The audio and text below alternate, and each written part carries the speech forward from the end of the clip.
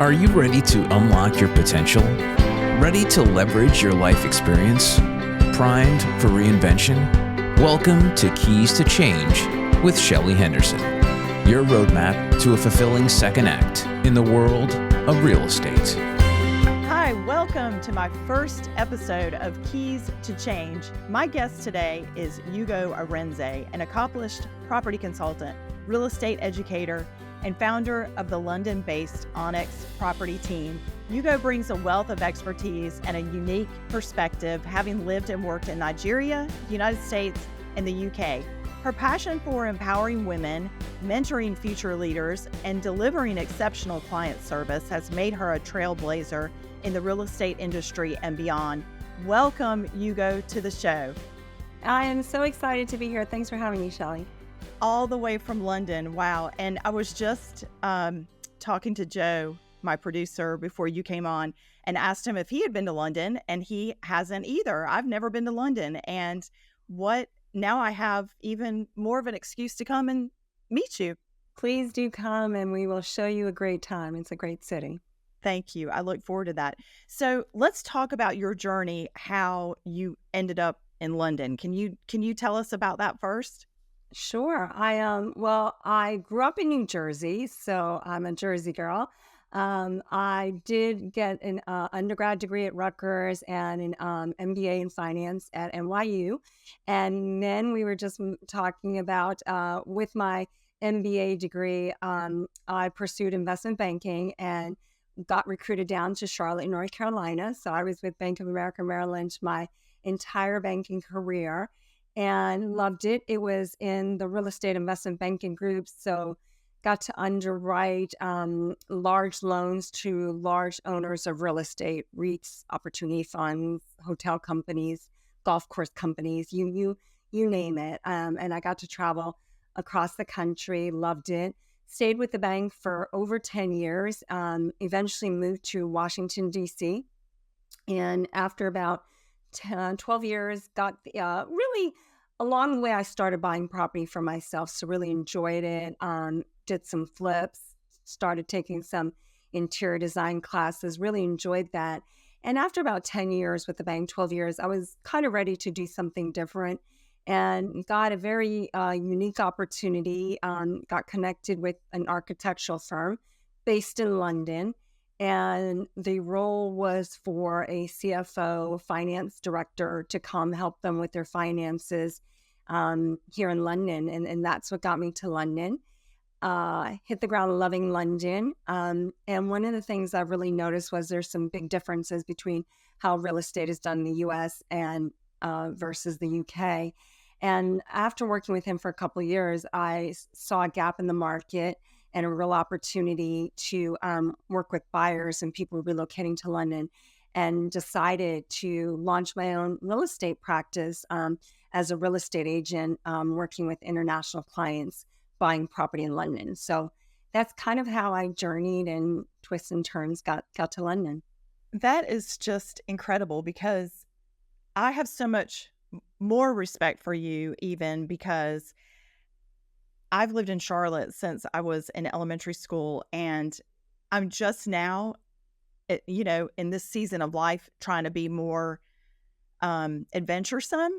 So the fact that you took a leap of faith and jumped on that opportunity to try London and it worked, that's just a story in itself. So good for you for starting from scratch and, making that happen.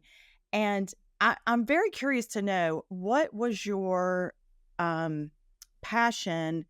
Or you went from finance to real estate, which is kind of sort of similar, but what made you have that leap of faith, if you will, to go from one to the other? I know, real estate it is what it is. It's consistent. We've done the same thing. My husband and I have, we flipped a couple of properties, but we are investors with our own portfolio of rental properties. And then our business is managing rental properties. So did you just think of that? Or do you have a background in that? Does your family do that? Or just with your finance, were you able to see that there was a need? Because I'm trying to encourage people out here, especially women, that you can do this. It's not as hard as what the media or, other people might tell you. So let's talk about that for a minute. Yeah, I love that you picked that up. So I think it helped that I was in real estate finance, right? So in within the bank, they carved real estate out as a separate group specifically because it was like non-operating. So it just had a different cash flow mechanism than, say, a traditional manufacturing firm or operating company. So it's separated out. And along the way, yes, I got to underwrite real estate assets, whether it was offices, as I said, golf courses, warehouses, multifamily buildings. So really got a sense of the aspect of rental income covering expenses. It is, I think most of us can understand real estate from a fundamental level. It's obviously housing. Somebody pays you rent, it covers your mortgage, and off you go. I think my evolution became I went from, buying in Charlotte. I mentioned I was in Charlotte, buying a townhouse that was already built. So when I moved to DC, I was looking to own a property. What I was seeing didn't really suit. DC is an older town, so there were older row houses. But I think the fundamentals for me, because of my banking background, I remember being very distinct in what I was looking for. So I wanted a property that had potentially a lower unit, so separate unit to generate cash flow. I had been taking some. I was quite interested in fixer uppers, so I could design it and fix it myself, and so saw the value in that. Something that was kind of in a new and up and coming neighborhood, so I could see that trend line working in my favor. And DC row houses, particularly, have the opportunity, quite a few of them, to have driveway space. So I remember being very distinct about these were real amenities that would be appealing, and a 10-minute walk to a tube station metro. And DC has a metro system, but it's not prolific, but I knew that that was a good thing. So yeah, so I kind of looked, I recognized that real estate at the end of the day is a supply and demand, like so many things are, but you can get your head around it, right? And my banking role helped me understand that everything that happens actually in the economy ultimately impacts real estate, right? If there's jobs happening, jobs creation, then that means there's going to be more demand. If there's too much supply, then rental rates might be going down. But it's simple enough, but you understand the mechanisms, and just physically, it's a visual asset, right? It's housing, it's a roof over your head. And so when I bought my house, it was a massive house and needed work. I ended up kicking out a couple of contractors and ended up having to literally become my own general contractor.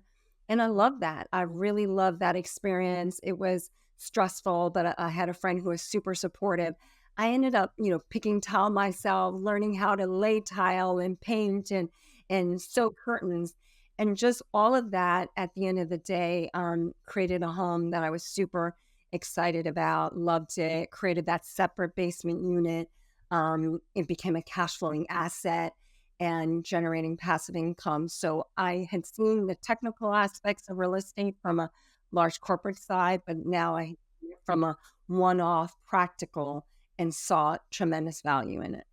And isn't it a wonderful thing? Because not only are you taking something and taking something from nothing, basically, and turning it into something and starting from the ground up. And what I found in the industry, I'm not a realtor, but I'm an investor, and I can look at the big picture. And a lot of people can't do that. When a lot of people are looking to buy a property and to live in it themselves, especially, they want something it's already has the upgrades and it's ready to go. But what I think people should understand is, first of all, you never want to buy the largest home and you never want to buy the nicest home, correct? Would you say? Yeah. Yeah, because I think that's where you can add real value. I mean, that Yes. sweat equity is real, right? So I Yeah. literally, own my flat in London. It was a 2-bedroom, 1 bathroom. And again, that's the downsizing and moving from 3,500 square feet in DC to like 700 square feet here. But you see still the same um, dynamics apply. So I bought this flat because it had planning permission to allow me to go up into the loft space. So again, I saw that ability, and I have converted it from a 2-bedroom, 1 bath to a 3-bedroom, 2 bath, and added a ton of value. It wasn't easy, but the person who can see that opportunity, Yeah. you will typically be rewarded for it. And that's, I think, again, the fundamentals of real estate that continue to make sense. But in 2008, we saw that get all wobbly because people overextended themselves. I think they really went off the deep end in terms of over leveraging and losing sight of the fundamentals. But if you stick to the fundamentals, it will prove out, I think. Well, I do too. And, a couple of things that you might not be aware of, and you might. I was doing some research for a blog that I was writing this week. And interestingly enough, to date, there are more women that own single family homes than men right now. And I was like, wow, that was such an interesting fact. Yeah. So I think more women like us are, trying to dip their toe in the water, so to speak. And what would you say is something, if somebody is listening and they're like, I don't have time for this. I don't have the money. So many people say, oh, I don't have the time. I don't have the money. I don't have, I don't know how. But we all have the same 24 hours in a day. And what would you say to the person listening that might want to be an investor or might want to buy a piece of real estate, but they don't have the time or the money? What would you say? Well, I think you have to, again, look at the bigger picture. And, they say you have to have a why that's big enough. So I think if you can look at your situation and say, hey, look, are you happy in what you're doing? And, so many jobs, Shelly, are physically reliant on you, right? If you do not work, you do not get paid, period, end of story. Whereas real estate is one of the fundamentals I love about it is it's supposed to be a source of passive income, right? So if you're doing it right and renting it out, as you're earning money and yet you're not living, breathing it every single day. Now, yes, you should set money aside. Yes, you have a property manager. You should look, and real estate is a living, breathing thing. So don't think you can take every bit of your rental income and just, spend it, set it Right. aside. So that's number one. I love that it's a passive income generating source. Number one. Number two, I cannot think of any other asset class that will lend you money to control an asset. Nobody's loaning you to go buy stocks or bonds. So the fundamentals of real estate mean that somebody is typically, a bank or finance company going to loan you 25, a loan to value of 60, 70%, right? So you come up with 10, 15, 25% of the total cost, and the bank makes up the rest. Yet you get all the upside. So again, think about that return on investment. Most places in the US, you can come in at a relatively low price point. So maybe it's not where you live. I, grew up in Jersey, DC. These are high value places. Yes. But I know affordability in a North Carolina or Missouri might be more affordable. You have to do your homework. So you absolutely need to connect up with, say, a real estate agent or somebody who's highly referred. Get on the ground, kick the tires for yourself.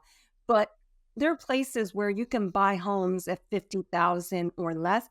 But again, you have to look, is there enough demand in the economy, right? So what is driving that demand? Is there schools? Is there universities? Are there good jobs? Is the trend line moving forward, right, versus backwards? And if you're doing that homework, ask a ton of questions. Now with the internet, there's so many places you can learn things.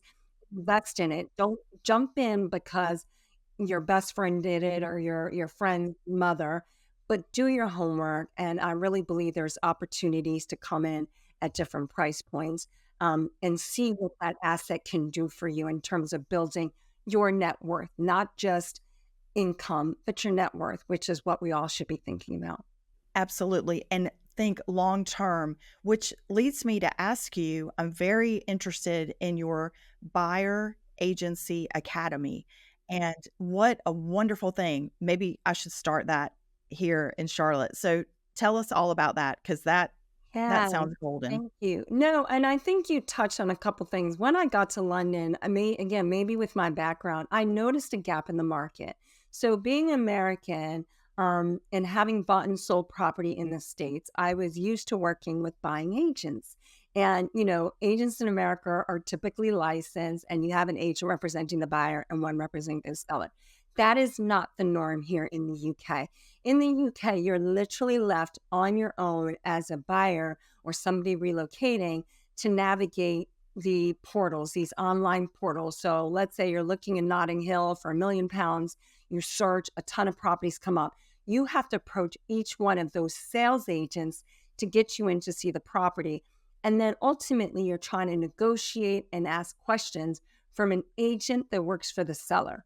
So that literally blew my mind, right? Like, people are left to buy the most expensive asset of their life on their own. So again, given my background, having bought and sold and having the finance background, I was like, wait, there's an opportunity here, because as a buying agent, I could represent buyers. London was a very international global city. Lots of Americans are buying here, lots of international.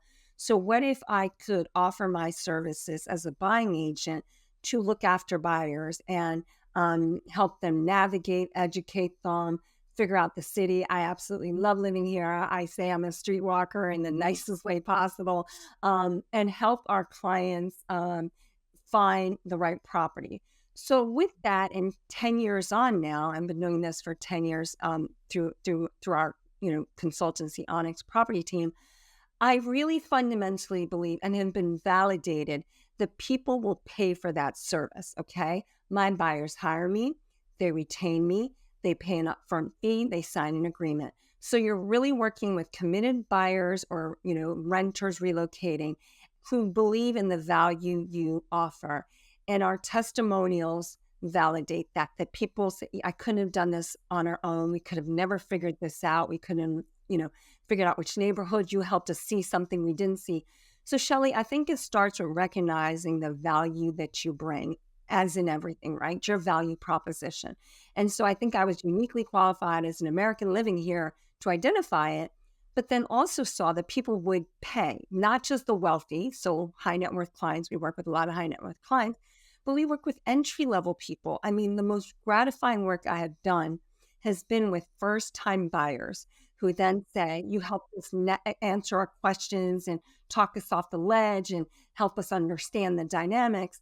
And so with that, time and time again, I said, we need more agents to represent buyers. What is stopping agents? And a lot of times it's the limiting belief that people will pay for that service.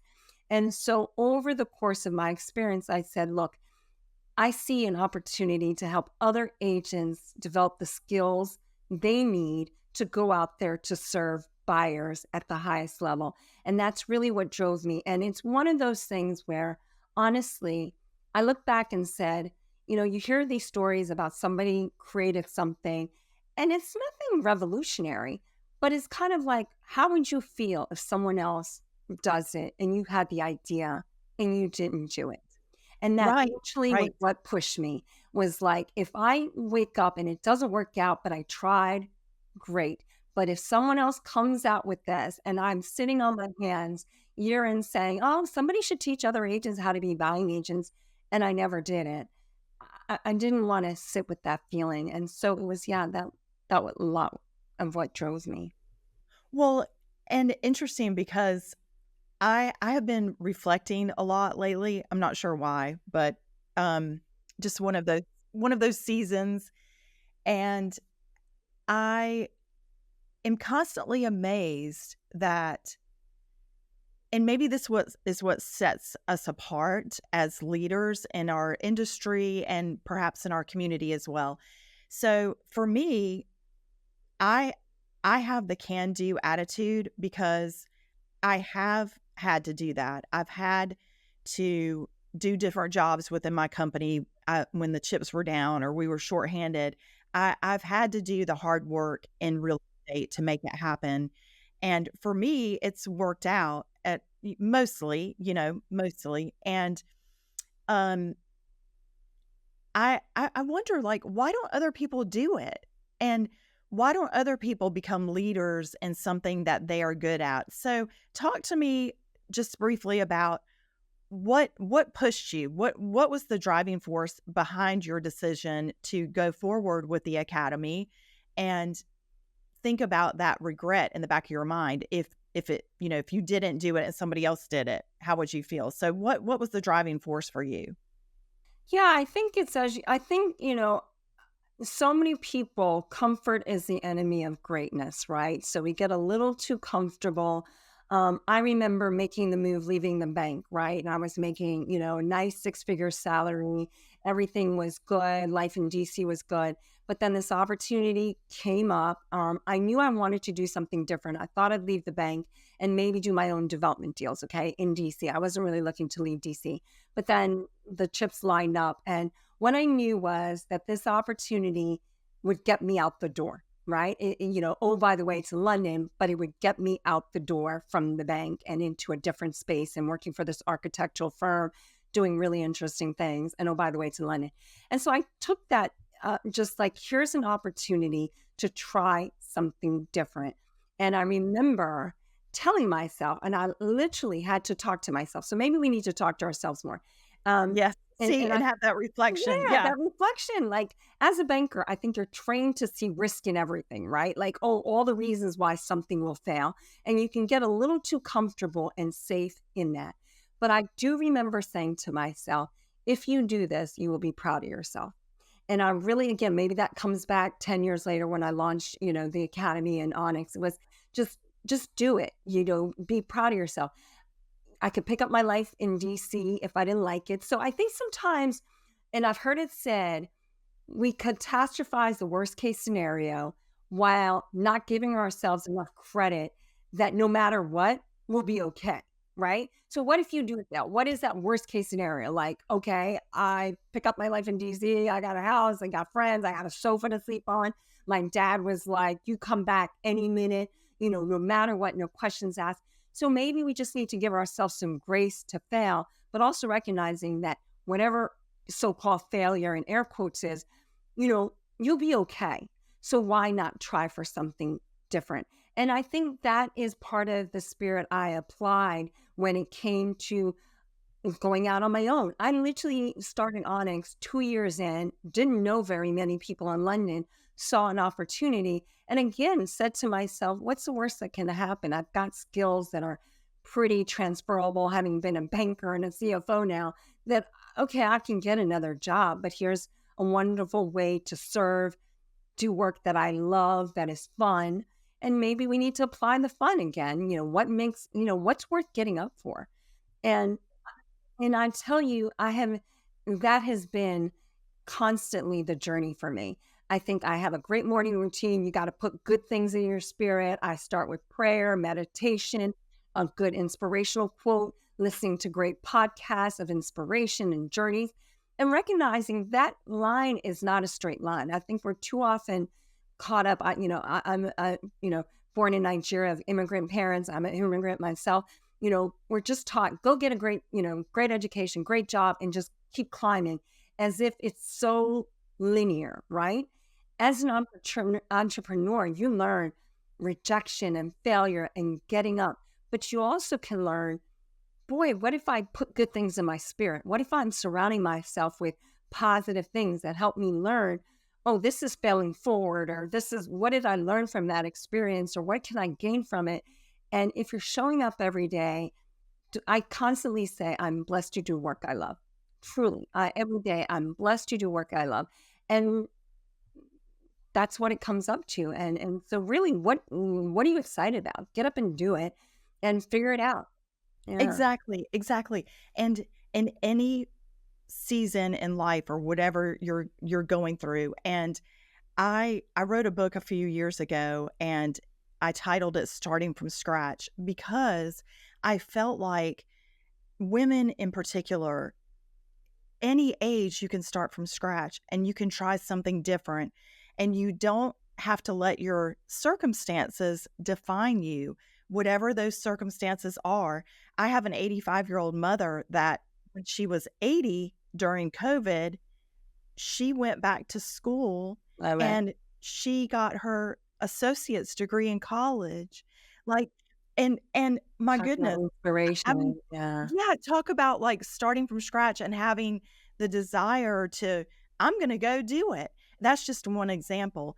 But the other thing is, I know that you are a tennis player, correct? Yes. Yes. Yes, you love tennis. I grew up playing golf. We have so many things in common. I have to come to London. Since you've already been to Charlotte, I have to come. And um I grew up playing golf, and I in a time when girls in athletics, it was not popular. Yeah. So I I learned so many things coming up from playing golf. I started at the age of 10 or 11 and played in college. And now I play, once or twice a year when I'm fortunate enough for someone to invite me to play.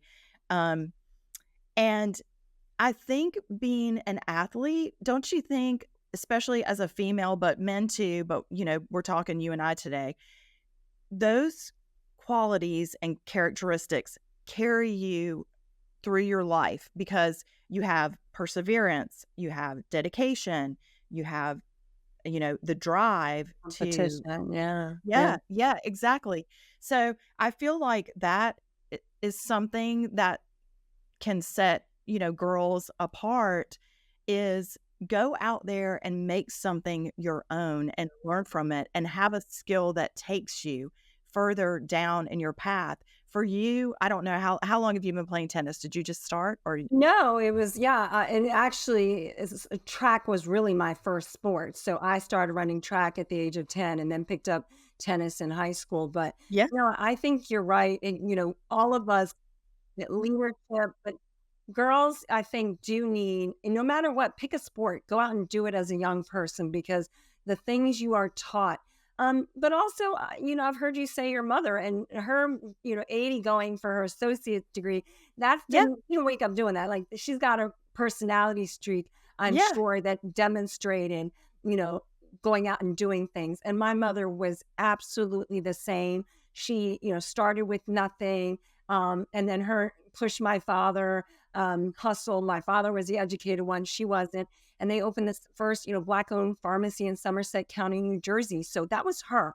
And she built yeah. her little real estate empire. So, and, just was fearless. And I think I had that, although I have three brothers. So again, but saw that female role model, Yes. who was strong and bold and willing to failed a ton, but got up, dusted herself off, and always still had a heart of service for others. So I think there are some key things. I've had, physical struggles growing up. And I think, again, when you're in it, you don't understand why. But I do think it creates that tenacity, that resilience.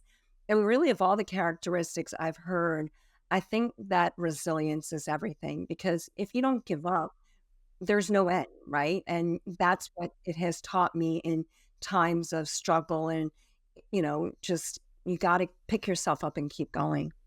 You do. And real estate is a perfect way to do that because when you have a project, I firmly believe that a project keeps you going.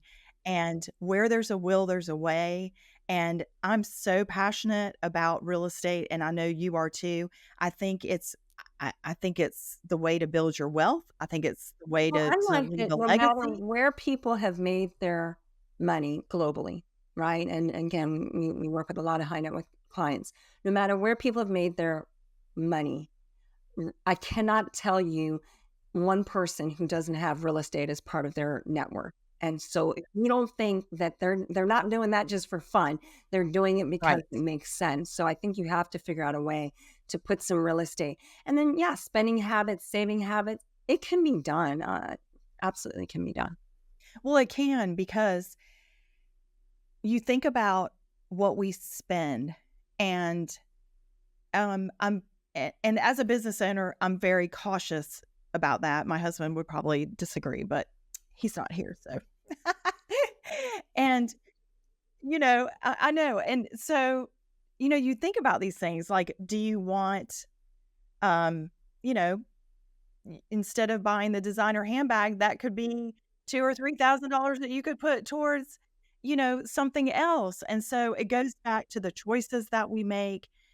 And the people you surround yourself with, I think, because if you are, especially as women, we have a danger. And I remember, just that comparison syndrome, right? So you want, look, I love a nice handbag, great shoes, and everything Yes. else. Yeah, I But do you too. also looked at, as you said, what are you willing to trade up? Because you can always find places to spend your money. And I think pretty quickly on, I learned the concept of interest and debt and, wasting money on paying things off on a credit card, right? And, the meal you ate 3 years ago, you're still paying for it in interest charges. It's just kind of like stop to think about that versus saving Right. and setting aside something. There's always, and what that does to your spirit, your ability to save. I think people underestimate the value of paying your self worth, what it even does for your psychology. Like you've got something set aside. I'm displaying some discipline in my life that no matter what, something is amassing for me. Yes. And I think that's super important. Right. And you said something that I love that I'm trying to do more of, or consistent, let's just say be more consistent, is have that time in the morning of prayer, reflection, meditation, and gratitude, and get your mind set and right for the day, because there's so many distractions, whether it's kids or pets or social media or a to-do list that never ends. We have to get our mindset right, and we have to prepare for that day and what is important. And one thing that I'm learning to do is let some things go that are, how should we say it, like a time kill, and I find myself just scrolling sometimes, just scrolling my phone and looking and searching. And then I'm like, what am I searching for? What am I looking for, that this is nothing, like I'm looking at things to buy, and like we just talked about, you just get sucked into what the world, has to offer and wants you to do. And those kinds of things can take us away from the goals at hand, i.e. the real estate and the investing. And for us, we feel that, and I know you feel the same way, real estate is never going to go out of style. It's always going to be here, because why? Well, people need a place to live, whether they rent or own, and they're not making any more land. So, why not invest in what people need? It's a perfect thing. So, what would you say if somebody wants to do it? Like, okay, I heard Ugo and Shelly talk and I'm ready to go. What's the first thing that they should do to prepare for this journey of real estate investor or home ownership? Yeah, I think perhaps one of the first things you can do is talk to a mortgage advisor, because I think if you talk to somebody like that, they'll at least tell you where you're starting from, right? And we work with clients sometimes a year and a half in advance. So somebody might contact me saying, "Hey, I've always wanted to buy in London.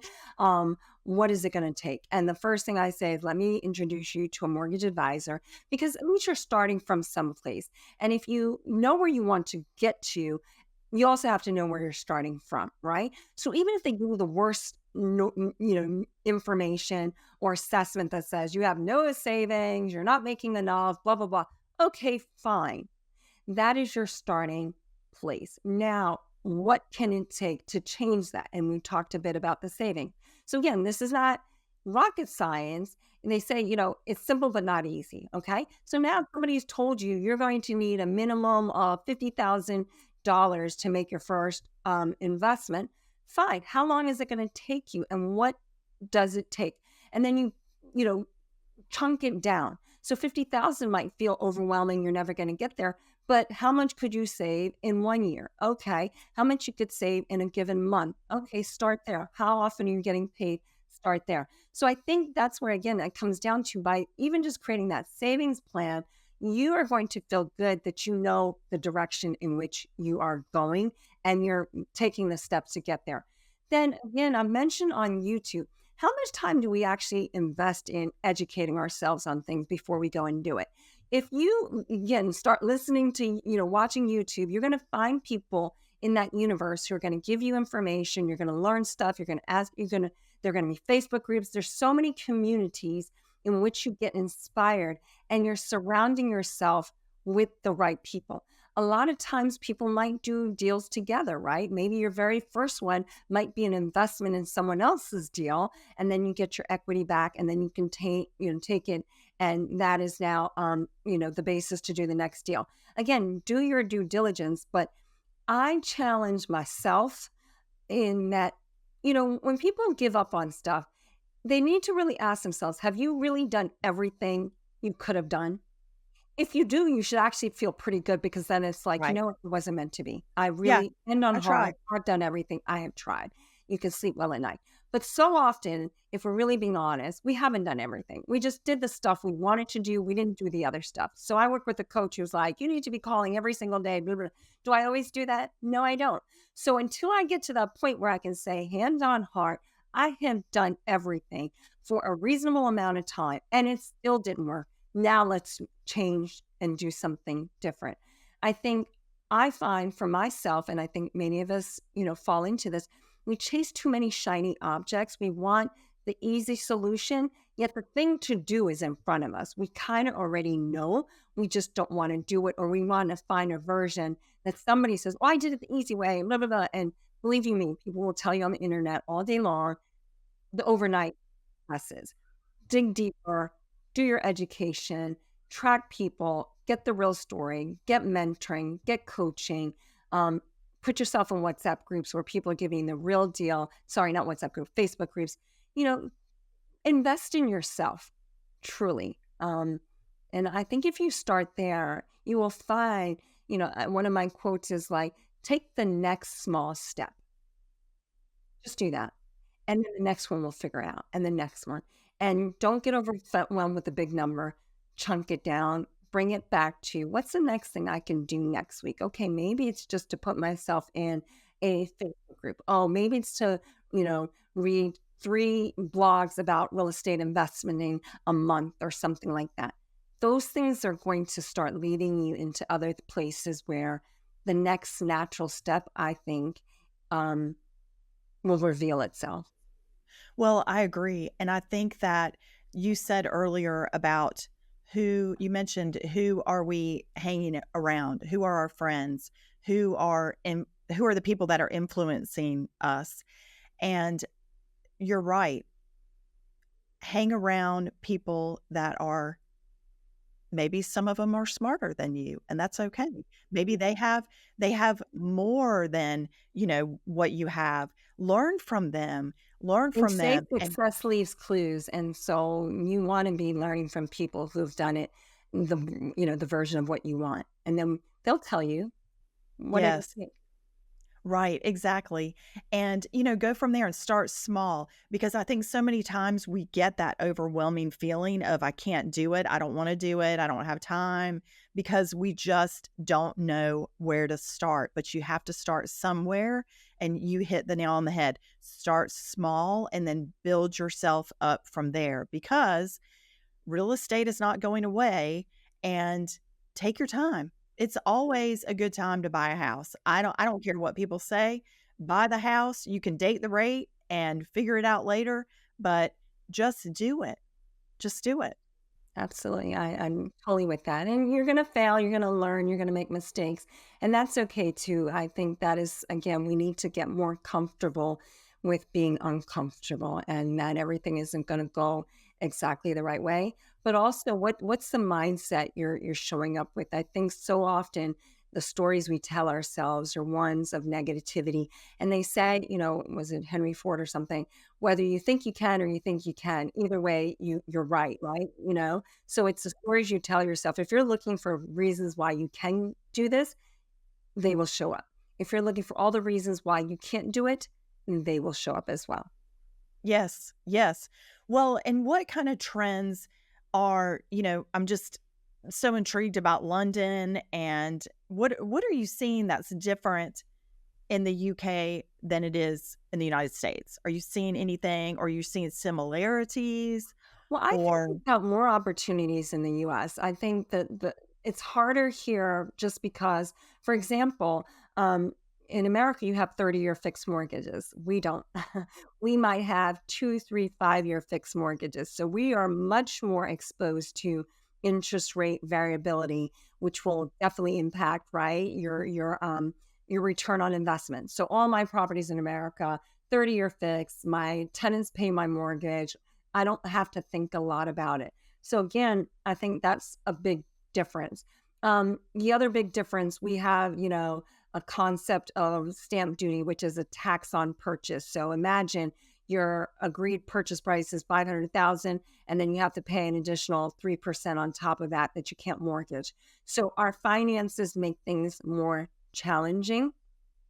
But I think what is good about London, it's an international global city, where people will always want to be, right?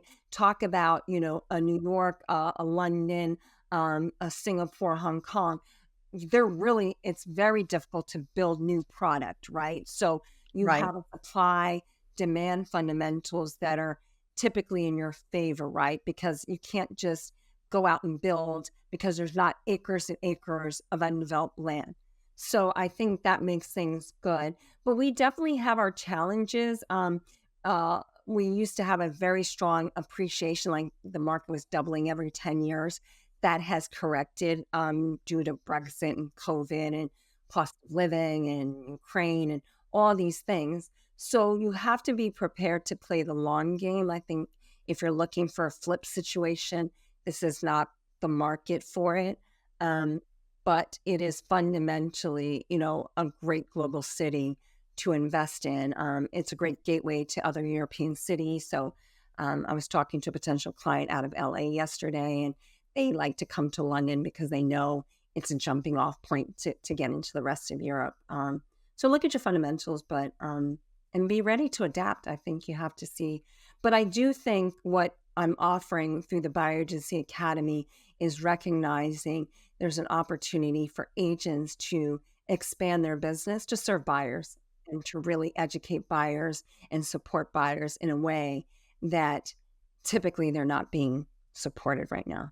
So Right. that's another good opportunity. And you have a lot of expertise because you have the experience of here and there as well. And you've also, what I love is you have lived it. You've done it. You have talked the talk and you have walked the walk as well. And if somebody wanted to research your academy or participate, what would they do? So you can find us on thebuyeragencyacademy.com. So if you get to that website, you'll see details about the course and things like that. But if you want to learn more about me, I'm on all the social media channels, whether it's as my name, Ugo Arinzeh, or Onyx Property Team. If you Google either one of those, I have a very active YouTube channel where I put out weekly videos. I think if you really, lead from a place of serving and how can you help other people, you will attract the right people. So I think if you believe in that and being a guide or a steward or a servant of helping buyers, that also resonates quite strongly. So if you like to be in a relationship with people, I think being a buying agent is a wonderful place to do it because you really get to hold people's hand through typically what can be very challenging chapters of their lives, whether it's divorce or relocation or downsizing. I like to say you start off as clients, you end up as friends, hopefully, if you're doing it well. And that's a beautiful thing. I like to collect people along the way. Right, exactly. Because sometimes people are buying a home for not the happiest of reasons. They have to for different reasons, not necessarily because they want to. And that is so important. And you do form a relationship. I've seen that firsthand with our sales team, and the lengths that they go to see that the house closes and what they can do for the person. And you're right, it's such a servant having a servant heart is just so important because when you do it for the right reason it does make such a big difference.